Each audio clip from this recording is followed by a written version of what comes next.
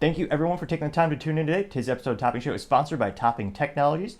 Topping Technologies is an IT value-added reseller and services company with a special proficiency in IT security. Heck, see their founder at least twice a day. I gotta say he's quite handsome and brilliant. He's me, that's the joke. If you're an IT leader or business owner and need assistance, you can reach the team at sales@toppingtechnologies.com. Now, going on to the business part of the podcast, you have EV beating diesel for the very first time over in Europe. Now, it's also interesting to note that the Tesla Model Y is Europe's overall top seller this year for any passenger car category, which is pretty astonishing considering that's the headquarters of Volkswagen, one of the largest automotive companies on the planet. At their peak, they basically owned everything fun when it comes to automobiles. They had Ducati, which is obviously, or not obviously, very sporty Italian motorcycle racing company. They had Lamborghini, which obviously legendary V10 and V12 engines. It used to be the stick shift. To the demise, they decided to get rid of those. They also, of course, had Volkswagen. You had Audi.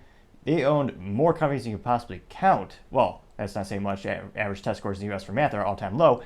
However, they own many, many brands. And don't forget Bugatti, one of the most profoundly famous in terms of performance, having their great W16 cylinders of greatness. But it looks like Tesla is starting to creep up and take over some of their market share. Now, it looks like currently in Europe, they have a 15.1% market share for EV vehicles, while diesel holds a 13.4% of the market share. Now, if you do an overall breakdown of the type of vehicles over there, you have petrol, which of course in the United States we call gasoline. That comes in at 36.3% of all new car sales or vehicles sold. Second, you have hybrids at 24.3%. You then have battery electric at 15.1%. You have diesel at 13.4%. Plug-in hybrids at 7.9%, and you have other at 3%. Which begs the question, what is other? I can only hope something fascinating and futuristic that we're not allowed to know about, like a nuclear-powered car or some crazy out of the world, but it is funny that they just have an other category. Maybe it's horse-drawn carriages?